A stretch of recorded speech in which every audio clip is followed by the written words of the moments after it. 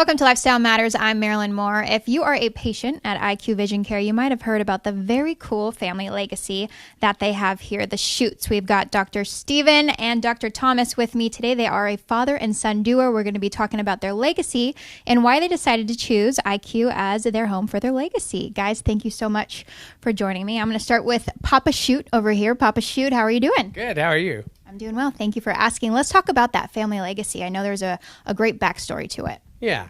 My grandfather started practicing optometry in 1926 after he retired from teaching high school in Tranquility for 20 years. And his school of optometry was down at USC campus. It was a church school in those days, and that's where the optometry schools used to go, was at the church school. And so he graduated in 1926 and moved up to Fresno and started his practice on Fulton Street in downtown Fresno. And from there moved to a home in the Tower District and ran his office from the Tower District. So we're going on almost 100 years. Yeah, it's like 97 or something this year, 96. It's amazing. And who really encouraged you to follow your father and your grandfather's footsteps?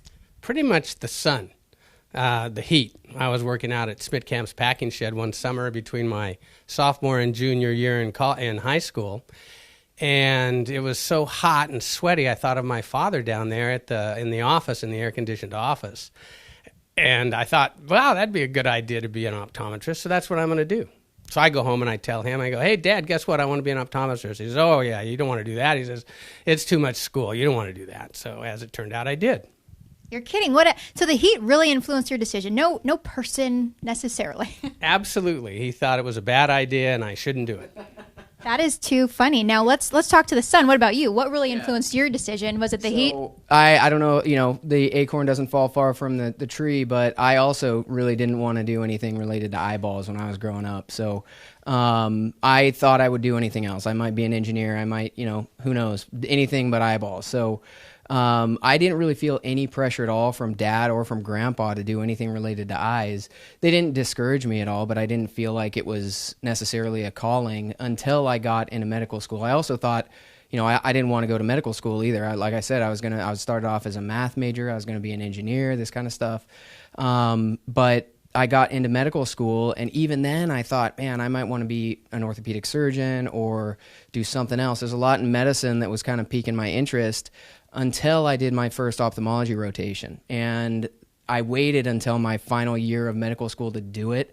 But that first day that I set foot in the eye clinic, I was like, oh man, this is it. This feels like home, And we started as kids, we would clean Dad's office yard, and that was our first job. He'd pay us $0.25 or whatever it was to clean the office every week. It was more than that because I'm not that old, but we've been around eyes. I've been around eyes my entire life, and whether you know it or not, that stuff sinks in. And so when I first saw the slit lamp at UC San Diego, Shiley Eye Center, where I first got exposed to ophthalmology, I was like, oh man, I know what that thing is. I know how to use that thing. So, and the rest is history. I decided at that point that, yeah, this is what I want to do, and I pursued it from there. And why was it important to come back to the Central Valley and serve here? Yeah. So I spent 5 years active duty in the Air Force, and I traveled around different parts of the country, and what I found was that no place had what this place has to offer, So growing up in Fresno, we think, oh man, I want to get out. I want to go down to Southern California. I want to go to the Bay Area for college, all that kind of stuff. And I did that and love San Diego. San Diego's a great city, but it's not home. I was missing what Fresno had to offer. And really for me, what that is family, the community itself. There's enough people here to sustain a specialty practice like I have, but at the same time, it feels like family and taking care of people that are, Central Valley people, my people, that feels different than it does when I was out in St. Louis or when I was down in San Diego. And you learn to love those places, and those places start to feel like home, but I really missed Fresno and Clovis and the Valley. And so being able to take care of our patients who come from the South Valley and Tulare and Visalia, all that kind of stuff, even down to Bakersfield, it feels momentous. It feels really good. And I like that. That's what kind of keeps me coming into work every day, is taking care of my friends, family, neighbors. That's what I do love about the Valley, very community oriented. And IQ Vision Care, why did you choose here to carry on that family legacy? Well, my father started at Vision Care Center referring to them when he first started. And so for 45 years, I referred to IQ Vision Care. I like and respect all the doctors and everything. And I knew it was a place that would fit Tommy because it fit me. And so I didn't really have a plan B to get out of the practice of optometry. Kids coming out of school today don't want to buy a private practice. They want to go work for somebody. So when the opportunity came up for IQ to purchase my practice, I thought that was perfect. It was a fit, an automatic. I don't blame you. This place is wonderful. I mean, all of you doctors are wonderful. I can tell just by the culture. Last question, will your daughter become an eye care professional? Yeah, so little Penelope, she's 5 months old right now.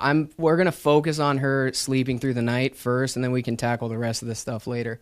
I agree. I like that. Well, doctors, thank you so much for joining us, and a very cool family legacy that you guys have going. And thank you, viewers, for tuning in. I'm Marilyn Moore, and you're watching Lifestyle Matters.